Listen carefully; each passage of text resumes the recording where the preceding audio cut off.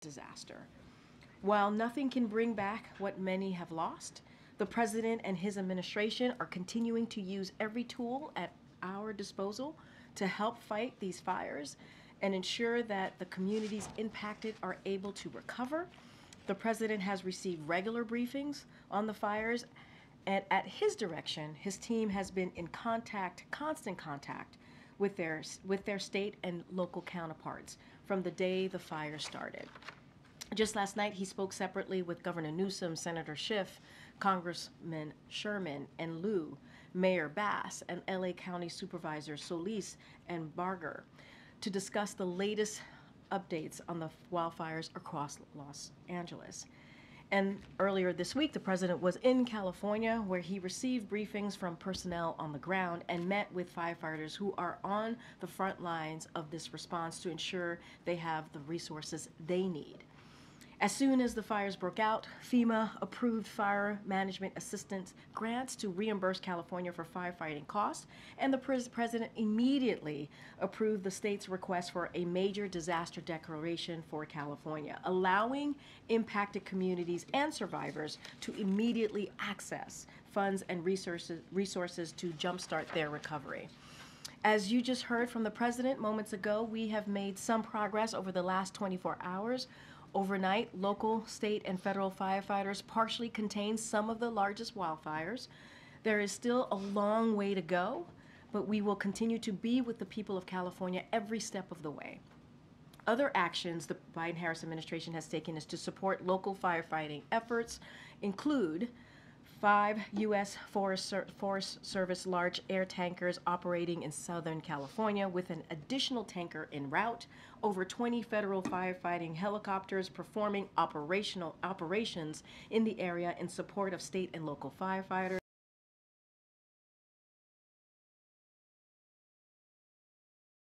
California and Nevada National Guards, and 10 Navy helicopters with water buckets are en route from San Diego. And Colorado is providing assistance from the mobilization of aviation assets as well as fielding of 50 engine companies to assist with firefighting on the ground. As always, we stand ready to provide further support as needed, and we urge residents in the affected areas to remain vigilant and heed the warnings of local officials, especially if you have been ordered to evacuate.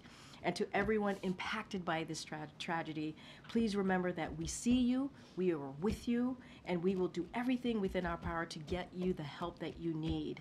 With that, I will turn it over to the FEMA Administrator, Criswell. The floor is yours. Thanks, Kurt. Thank you, Karine. Good afternoon, everybody. You know, I just want to start by telling everybody that has been impacted by these devastating fires that my heart is with each and every one of you. And I know that you continue to face these fires as they are still working to bring them under control.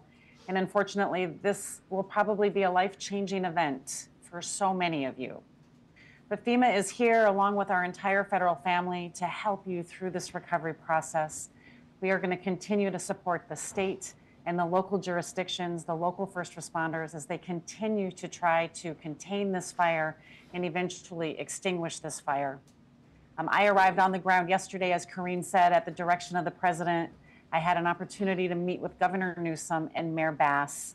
We discussed what their immediate needs were, as well as began the conversation about what their recovery needs are going to be. The governor, the mayor, and I had an opportunity just before this to also brief the president and the vice president about what their concerns are, about what their needs are going to be, and provided an update on the current status of the firefighting operations. Yesterday, I also had an opportunity to receive briefings from the incident command posts at the Palisades fire, as well as the Eaton fire. And I think the most important thing that I want to make sure I continue to get across to everyone is this situation is still very dangerous. It is still very dynamic.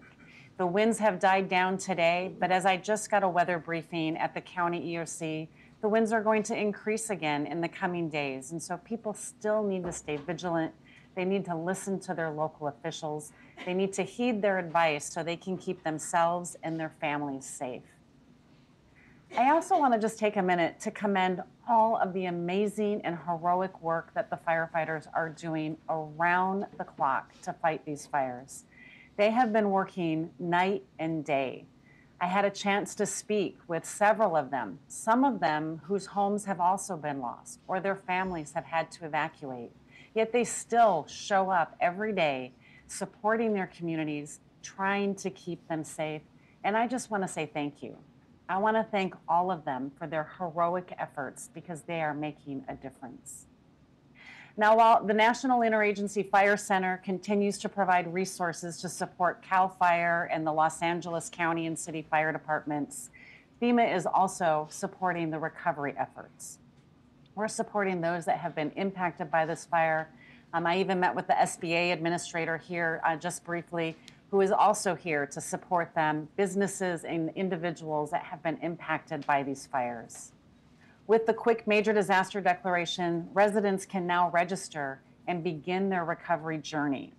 Some of the immediate things that we can provide to them are to cover the costs that they're incurring as they have been evacuated, helping to support what their longer-term shelter and housing needs are going to be.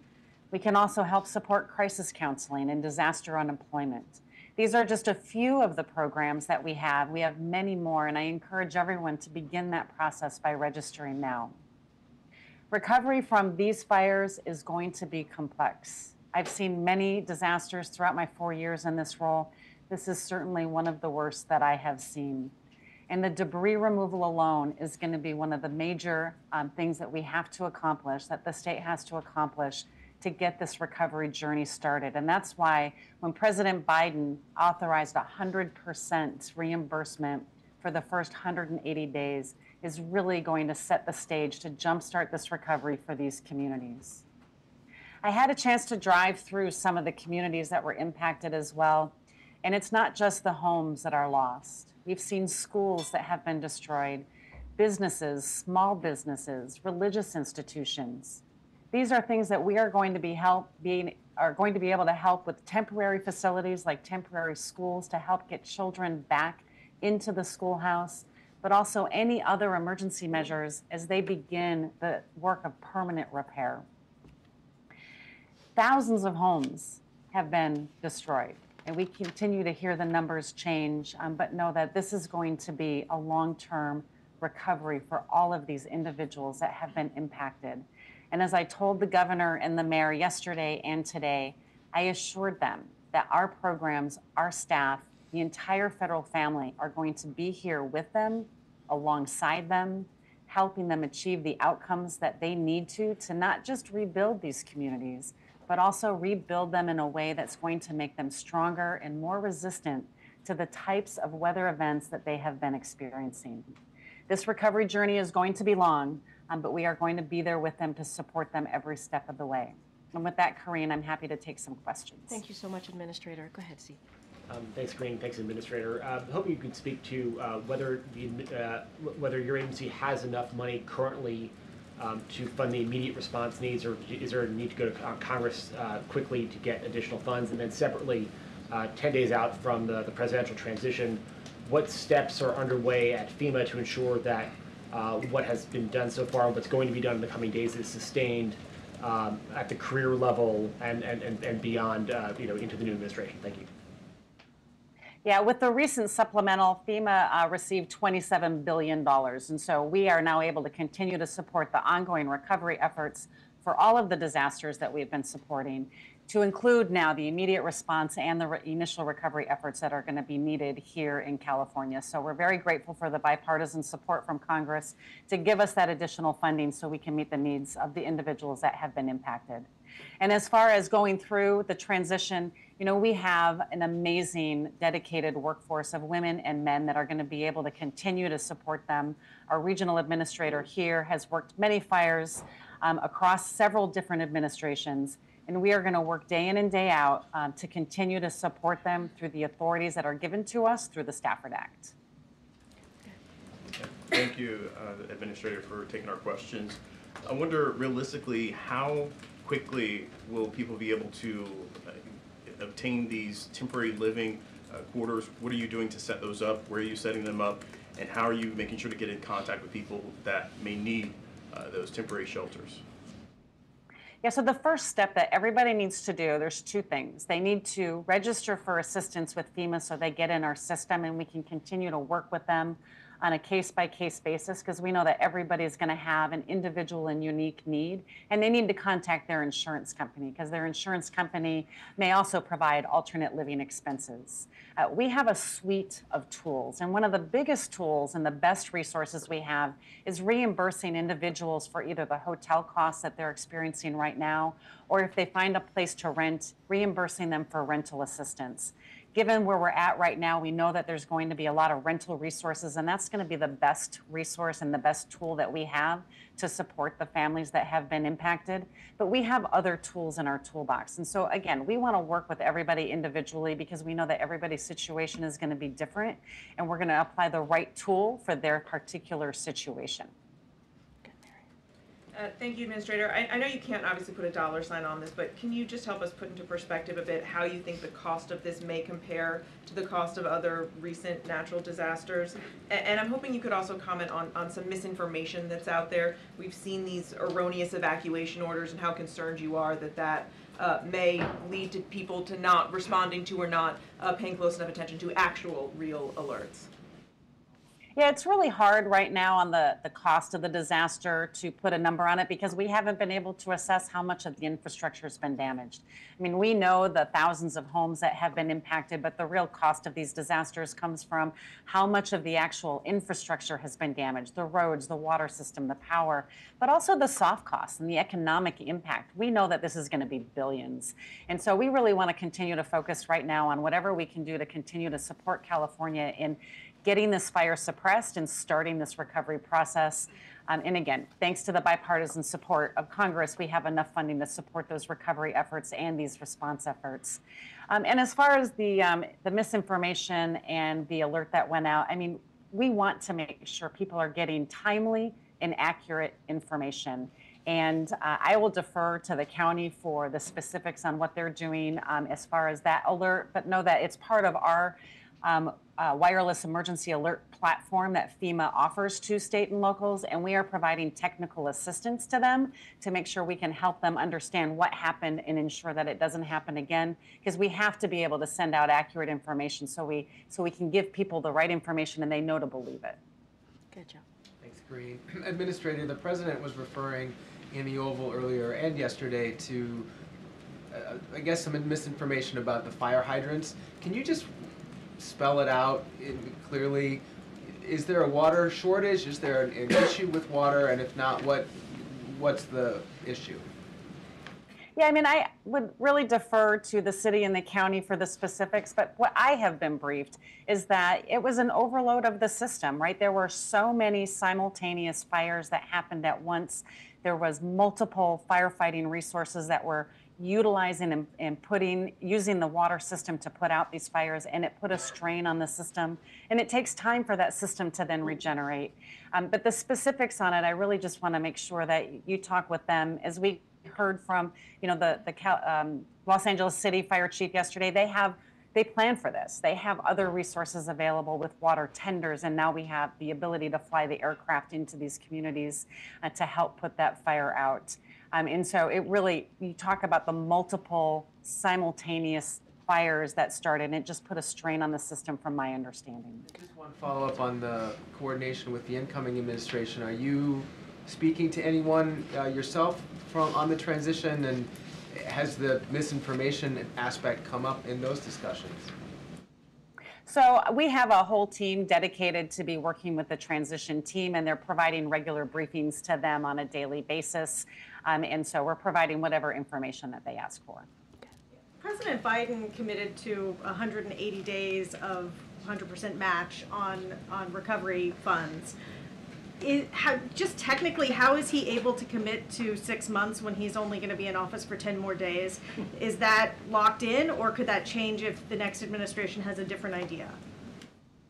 You know, this is a practice that many administrations have utilized to help support the immediate needs in the response to one of these major catastrophic disasters. And what we want to be able to do is recognize the catastrophic impact of that. And the president has the authority through the statute, through law, to be able to commit this amount of funding to support the recovery efforts. I would hope that we look at this, as I think Karine said earlier, that these are communities that have had a catastrophic impact, and that we want to make sure that we are doing everything we can as a federal family to support them on this recovery journey. The statute, the law, allows us to do exactly what we did and allows the president to make that determination, and this is what they need. They need this support in order to facilitate the recovery that's going to have to happen. And just a quick follow, does that mean that it can't be rolled back? I mean, I'm certain that, you know, anybody can make a determination on if they want to do something or not, but this was done according to the statute, and I would think that the statute would say that this is the direction that needs to happen and that it shouldn't be rolled back. This is Arlette Sines with CNN. In your conversations with any of the local officials, have any of them expressed concerns about the possibility that that funding could be rolled back? Well, I think I've gotten the question from several people about what's going to happen over the transition. And the same thing that I've said to you is that we have dedicated career women and men that have been supporting disaster response for everywhere around the country, not just this administration, but the previous administration and every administration before that. And the actions that we have taken in this administration are no different than the types of declarations that have happened before. And I want to assure them that the law, the Stafford Act, that gives us the authority to provide these declarations is one that has withstood since 1979, and we will continue to implement it as directed by the law. Kelly. Administrator Kelly O'Donnell from NBC. Do you have concerns about the inventory of available housing for people who've been displaced and for the length of time it would take for rebuilding? Obviously, it's going to be some time before you can even clear parcels that people may own or what have you. Do you see almost an extinction of some of these communities for a period of time? So we're going to work with the state to understand what the housing stock is, because as I said, one of the best resources that we have is our rental assistance, and we want to get people into that longer term temporary situation as quickly as possible so they can continue on with their lives. We're going to have to do an assessment to see what the availability is and then determine if we're going to need to bring in other tools to help support the ongoing housing requirement for these communities. But know that our goal is to keep people in these communities. We do not want them to move far from their communities. This is where they work. This is where their schools are. This is where their family, their religious institutions are. And so our goal is to find everything we can as close to their communities so they can keep the community part of them intact, right? The houses and the buildings might be gone, but the community stays, right? That community spirit will always be there. And so that is what our goal is, and that's what we'll work with the state and the county to achieve. Okay. In the back, go ahead. Thanks, Karine. Thanks, Administrator. The President previewed that the death toll was likely to increase. Does the federal government have a handle on how many missing people there are, as well as any advice you have for people dealing with air quality issues at the moment? So I didn't hear the second question, but to answer the first question, that's something I would have to defer to the state. All of those numbers come from the coroner to determine the number of fatalities, and the number missing is something that they'll track. We're just going to continue to support them if they need resources to help with that. And then what was your second question? Just about advice that you would have for people dealing with air quality issues in the area? With their what issues? Air quality issues in the area. Oh, air quality. What's Air your quality advice issues. to folks on the ground? Again, listening to your local officials, there's definitely air quality issues around the area. And, you know, the beauty of the wind dying down is that they can get better control over the fires, but it also doesn't blow the smoke out. And so there are definitely a lot of concerns from across the area here about what the air quality is going to look like. And so they need to make the decisions that's best for them. And I know that the departments of public health at both the county and the state are providing information and guidance, and I would have them listen to them for what the best resources are for them to protect themselves from the air quality impacts from these fires. Okay, we're going to wrap it up. Go ahead. Thanks, Karine. Thank you, Administrator. I'm curious, as you're briefing the incoming administration, are there specific steps you are recommending that they take in this response, given how long-term it's likely going to be? Yeah, that's something that, I mean, our career staff that are here on the ground in California that are going to be back at headquarters, they will continue to work through all of the requirements to support the recovery efforts.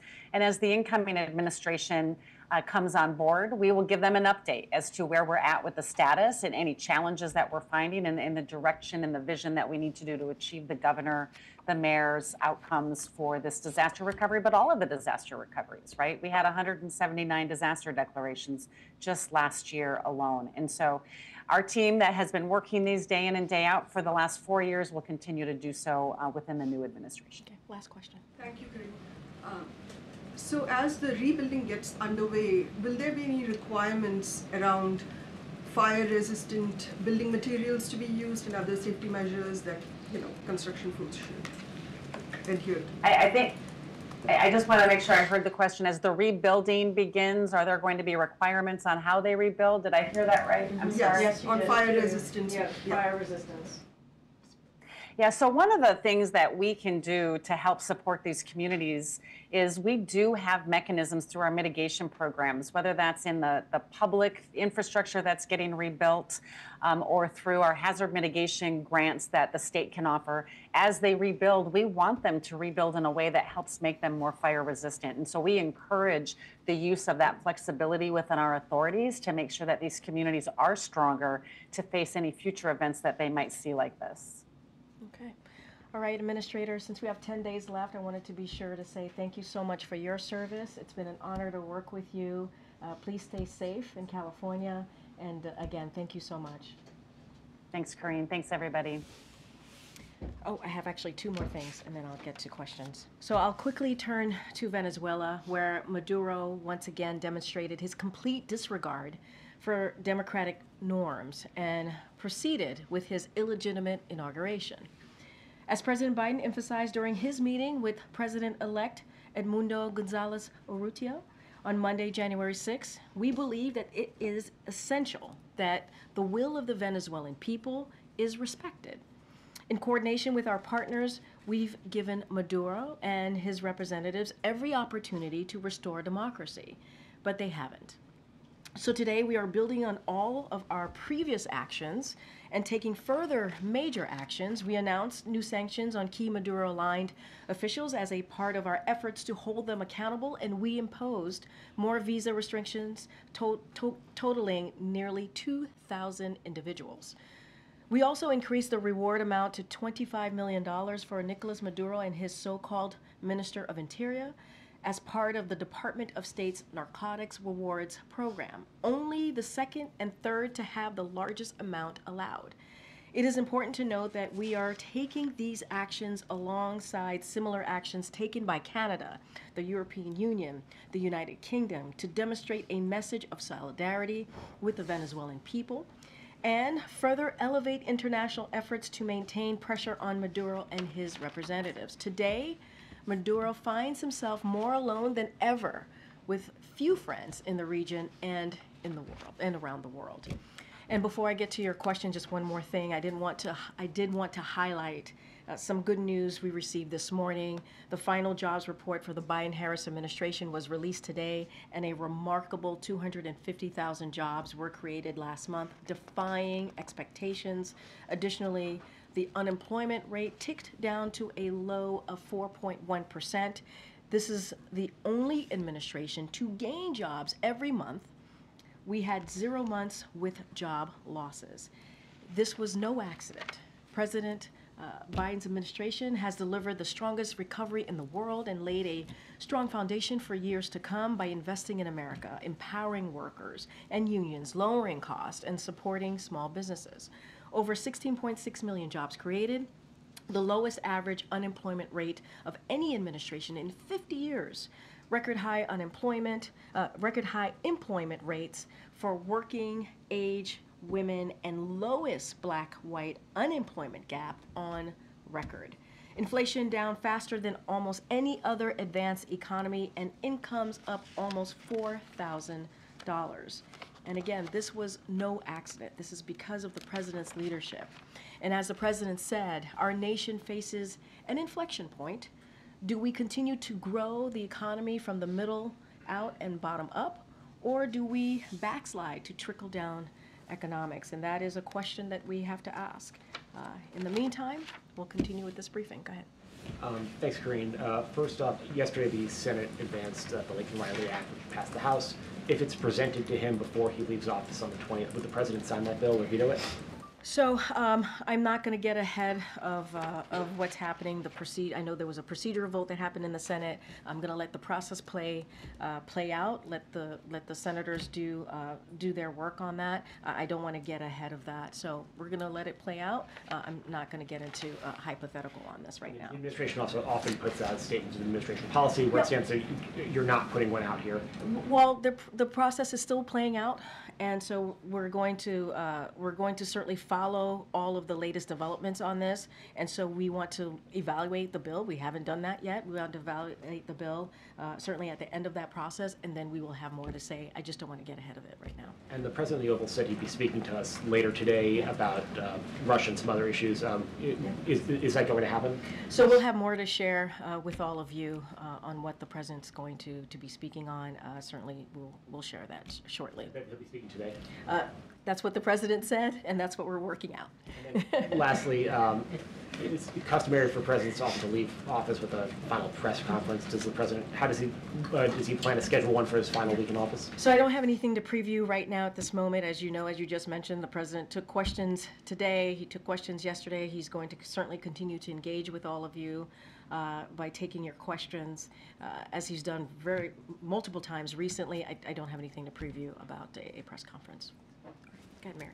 Do you or does the administration have any response to Donald Trump's sentencing earlier today? So, look, we're going to focus, as one of the reasons we had Administrator Criswell in the room, as you all know, and you guys have done a very good job, certainly some of your colleagues who are out there on the ground, covering this disastrous, catastrophic fire. And so the president wants to continue to focus on that. That's what we want to continue to focus on.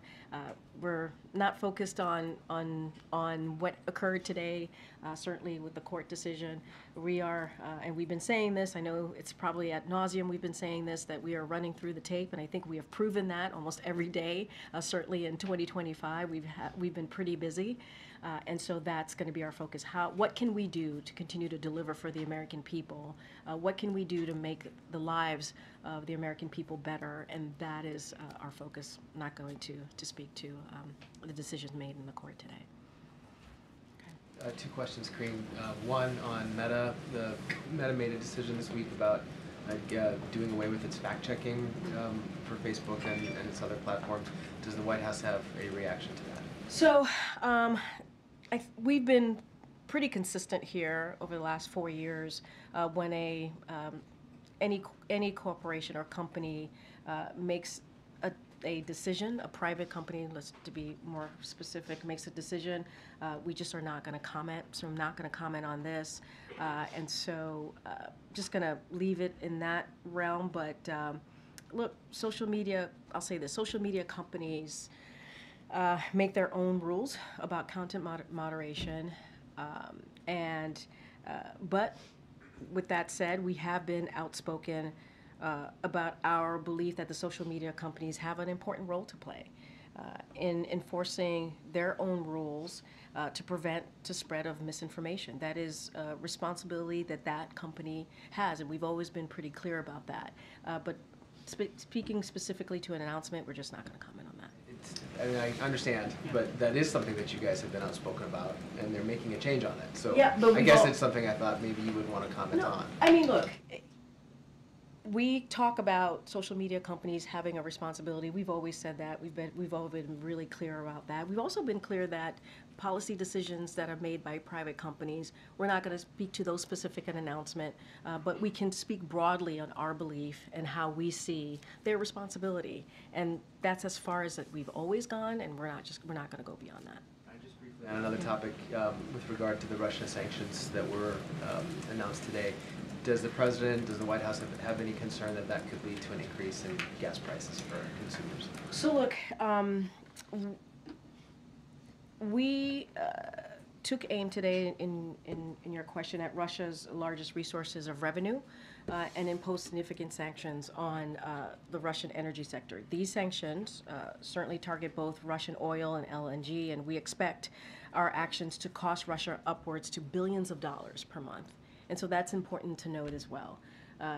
And these also, let's not forget that these are also, these sanctions really continue for us to make good on the commitment that we made, that the President made, and his G7 counterparts made to target Russia's ability to use its energy sector to fund and sustain this war. We've talked about this for some time, and so now the President certainly made good on that commitment. So it's not just us. Obviously, we joined these actions with the UK, which imposed significant and complementary actions of its own.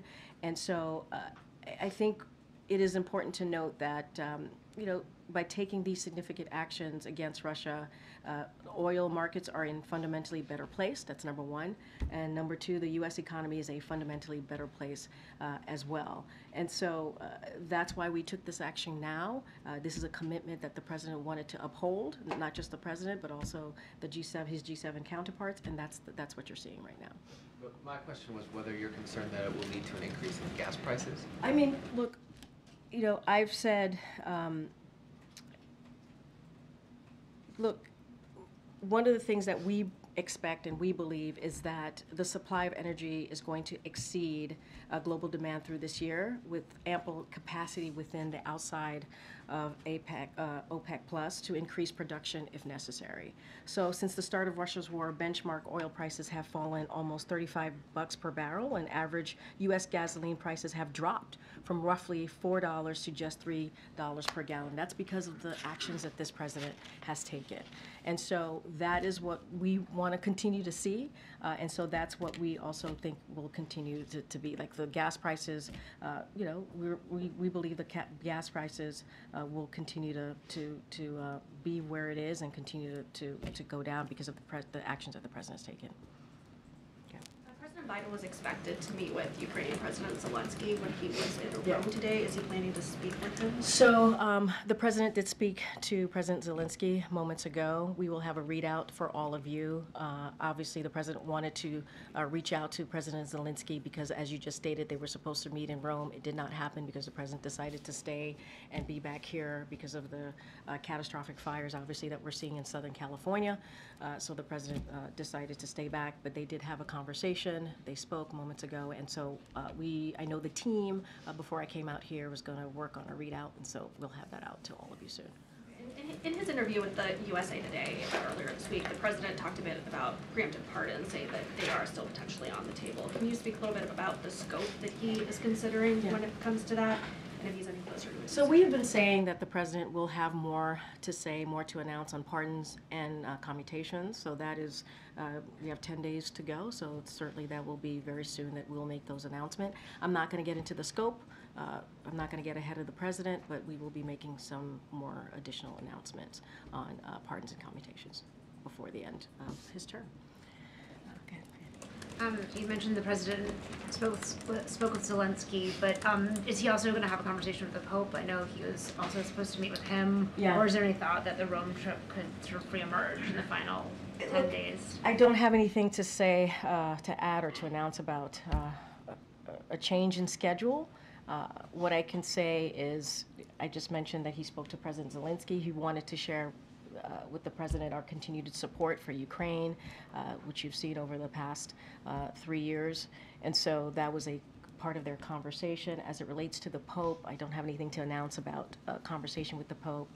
And so if we have anything to share, we certainly will share with that with all of you. Kelly.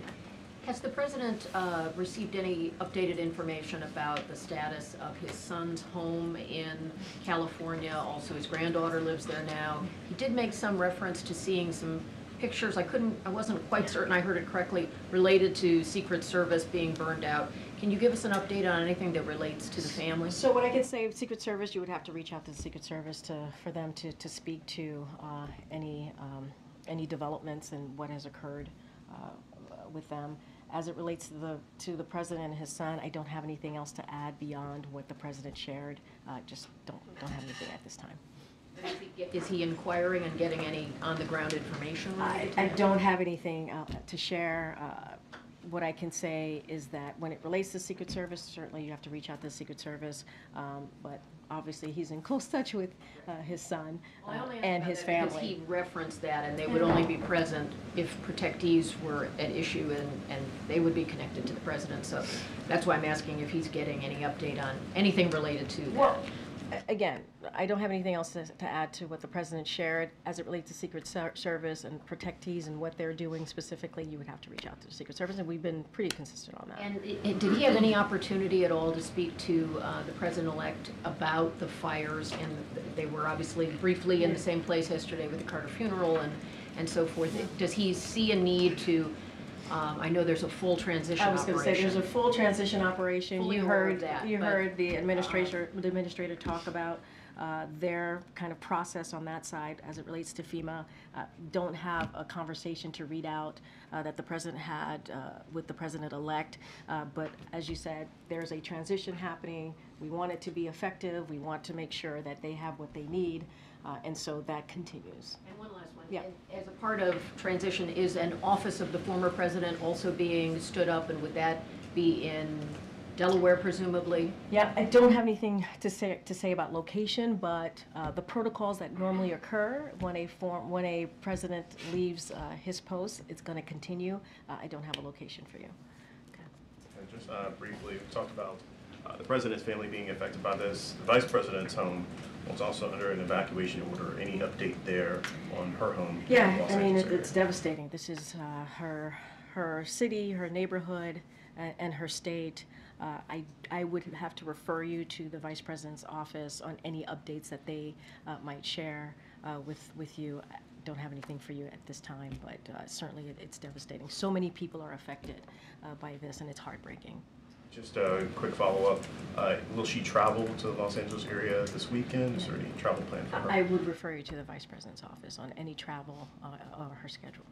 One more. Yeah, one sure. quick one, I promise. So we talk about the transition. Have you hosted any conversations with your immediate successor? And when will your final briefing take place? I'm sure you guys are all very excited about that. No, I'm just So I have not had a discussion with my successor. I'm letting the transition team kind of manage that process and just doing my job, focusing on my job on behalf of the president. And we will have a briefing next week, and certainly we will share that with all of you to say goodbye. All right. Hi, Karine. A couple of topics, if you don't mind. First, on Venezuela, you mentioned the sanctions that the administration is putting on Venezuela in its final 10 days. Are you in discussions with the incoming administration about policy towards Venezuela, and are you expecting those sanctions to hold once Trump does take office? And so, look, I can't speak to what the next administration is going to do or not do. What I can say is, and I believe Jake Sullivan talked about this when the National Security Advisor talked about this a couple times, whether in a gaggle here at the podium, saying that they are in constant communication with their incoming counterparts, the NSC is, and so I'm sure those conversations are happening on that side of things with the transitioning. I can't speak to what the next administration is going to do or not do, but we are in constant communication with the transition team here is in constant communication with their transition. Well, their transition team is in constant communication with our folks here. Just another one on Havana syndrome and AHIs. There's been a slight shift in the intelligence community assessment surrounding this phenomenon. Yeah. Does the White House believe that this is because of foreign actors? It's happening because of foreign actors? So look, we put out a statement on this, so I would certainly refer you to the statement that came out from my colleague out of the National Security Council. What I will say is the intelligence community assessment is one element of an interdisciplinary approach this administration has taken to getting to the bottom of these incidents. We believe it's important to do so and ensuring our colleagues receive the support and care they need and that they deserve. So the IC's updated assessment is a product of an ongoing analysis. That's basically what is stated in our statement, to make sure that we continue those efforts, which we welcome and which only reinforce why it is vital for the U.S. government to continue critical research, investigate credible incidents, and provide care. So they're an ongoing process, and so that is part of what certainly our statement stated, and also what the ICA said as well. I read that statement from Yep. Sean earlier, and Yep. part of it said that the current administration will be briefing the incoming administration about this to continue that work. What does that kind of briefing process look like, and what does it involve? I mean, look, I'm not going to get into private discussions or conversations. Obviously, this is a intelligence community situation, so I'm going to leave it in their, certainly in their hands. So I'm not going to divulge or get into what those conversations will look like. But like I've said multiple times, we are certainly keeping the transition team up to date on matters that are important, certainly to our national security, but to the American people. That's great. Okay, Thank you. go ahead, Josh. The Supreme Court indicated today that it will allow the TikTok ban or divestment ruling to proceed with the deadline of January 19th. Does the administration have a position on whether that should happen? Of course, the incoming administration, he's changed his view. So, look, we've been very clear about our position. Obviously, the president signed the bill, and we believe it's not a ban, it's a divestment, and obviously there are provisions in that on how to move forward. It's in the courts. We've allowed that process to play out. I don't have anything else to add beyond Can that. that divestment happen in 9 days? I mean, it seems like it's door number one at this point. I mean, look, we've been very clear where we stand on this. 9-10 days, I would certainly leave it up to TikTok to speak to that. Going back to the Russia sanctions, can you walk us through the thought process on this? Is this, the President-elect has obviously made clear his desire for some sort of deal to end the fighting. Yep. Is this trying to set the table for that by ratcheting up pressure on Russia? Another way of asking that is, why not do this earlier than now? I mean, look, this is, as I stated, this is a commitment that was made by the president and the G7 counterparts, his G7 counterparts, and we've always said that we were going to find ways to put pressure on Russia. We've always said that it is up to Russia to end this war. They can do it today. And we've been, I think, pretty clear on that. This is not the first sanctions. We've done multiple sanctions over the past almost 3 years as this war has gone on. And so this was, it wasn't just us. This was also in coordination with our allies and partners. And so that's what you saw. You saw UK make an announcement as well. But we've been clear. We've been clear that we were going to take actions. And so that's what you see from this administration. But this is not the first one, right? We've done multiple, as I just stated, actions before, and we want to make sure that we hold Russia accountable here. But by definition, you made the choice not to do these specific actions, which are pretty significant. Yeah, they are significant. For a You're couple of years. So why not? Again, why didn't you do it a year ago? No, Why I hear now? you. What changed? And again, in my answer to you just moments ago, it's not just us. This is also being done with our G7 counterparts. This is essentially a group effort, and that's what you're seeing today. I know I have to. Go ahead. Thank you, Karine. Do you have updates on the American citizens that are being detained in Venezuela? The Maduro government claims one of them is an FBI agent. If you can confirm. So I don't have any updates for you at this time. I certainly would refer you to the State Department. Look, when it comes to Americans being held hostage, wrongfully detained, you have seen from this administration our efforts to make sure that we get Americans home. I think we have shown some success in doing that, and that is going to continue to be our commitment, even though we have 9-10 days left. I don't have an update on this particular individual. I certainly would refer you to the State Department. More, if we can get a reaction on Indonesia becoming a full member of BRICS, Indonesia is obviously Southeast Asia's largest economy that could lend credibility to BRICS' ambition to become the alternative to the G7, particularly as we head into the new U.S. administration, which may have a different approach towards multilateral cooperation? So I don't have anything specific to say about this. I would have to refer you to our National Security Council on that particular question. Okay, Gary. Thanks, Karine. Meta also reportedly eliminated its DEI programs and hiring, training, and picking suppliers. And they cite the Supreme Court ruling in affirmative action. I know you said that you wouldn't comment on business policies, but the administration really went out of its way to sort of convince businesses not to interpret that ruling as anything that further than that. Is there a disappointment there that companies like Meta and McDonald's, Walmart are rolling back these DEI policies? So, not going to comment on a specific action that a private company takes, but what I can say is that you've heard from this president, you've heard from this administration, diversity is our greatest strength.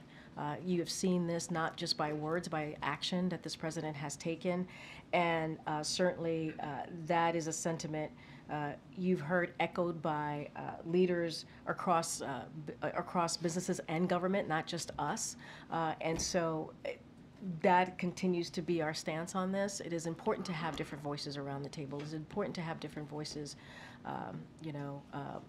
working on policy to make sure that we are delivering for the American people. And that's what we have done. That's what we have shown. And as it relates to specific companies, I'm just not going to comment on that policy. But I think by our actions and what you have seen us do over the last 4 years, our commitment to that, our commitment to making sure communities that are normally left behind have a voice, or not, don't feel like they don't have access, and changing that around. We have done that in many ways, whether it's the economy, whether it's lowering cost on prescription drugs, making sure manufacturing jobs come back, helping for wages to go up. We have done this and shown our commitment to that. Again, I'm not going to speak to any particular company. Yeah, sure. I recently spoke to Reverend Al Sharpton, and he said that he would like the president to issue a pardon for Baltimore County State Attorney Marilyn Mosby and Jesse Jackson Jr. Can we expect to hear an announcement on any high-profile pardons such as these? Yeah, I'm not going to get ahead of the president. He's going to make some more announcements or pardons and commutations. Certainly, we've heard from groups out there who have certainly been very vocal about what they think the president should do. The president and his team is working through it. They're trying to figure out the best way forward. Obviously, the president believes in Americans who have shown that they can get a second chance to have that second chance. And I think you've seen that. This is a president that has been pretty historic in his actions in moving forward with pardons and commutations. I'm not going to get ahead of him. Karen. Thanks, Karine. Does the president expect that President-elect Trump will be here in the morning before the inauguration? Has that invitation been accepted by the president? I would refer you to the transition team to speak to what the president-elect is going to do or not do on January 20th. But he extended the invitation to come here. That is something that is a tradition, so obviously we are going to try to continue that tradition, but I would have to refer you to his transition team. Good, Emma. Thanks. I had a few follow-up questions on the transition process. To follow up what Karen was asking, it's also a tradition for the president, incoming president, to stay at Blair House. Is that an invitation that's been extended? I don't have anything to share on if the president-elect is going to be staying at the Blair House. What I will say is we certainly are trying to continue the traditions here. We want this to be an effective, efficient, peaceful transfer of power. Once we have more to share, certainly would share from our end of things, and anything that's related to the president-elect, I would refer you to the transition team. And then we've seen some moving trucks out here today. Can you talk about where you guys are physically in the process, and have there been any directives? Because I know in the past with the other administration there's been issues with classified documents and mix-ups, and I know you guys have said you want to be careful and follow the rules. So we are going to do our best, certainly to be careful, to follow the rules, to do this the right way, to follow traditions, obviously, as the president truly wants to do, as he showed right after the election, having the president-elect in the Oval Office, and putting everything aside and making sure that we were putting the American people first and what they wanted, respecting the results of the election. That's what you've seen from this administration. And we have 9-10 days left, and we're trying to run through the tape, do everything that we can, and get out of here in time on January 20th. Good. Speaking of the days left, Monday the president's going to deliver this capstone speech on foreign policy at the State Department. I just wanted to sort of see what you could share from a preview. Is this sort of a defense of his foreign policy? Is it a warning to allies or advice that he wants to give the incoming administration? How should we kind of view the speech that the president's going to give? Well, as I've stated many times already at the podium as it relates to the pardon commutation, I'm not going to get ahead of the president. And so he wanted to make the speech. There has been, there has been some key events, obviously, that has happened across the globe in his tenure. And this is someone who has been, when it comes to foreign policy, that is something that has been a key pillar of who he is and how, in his career.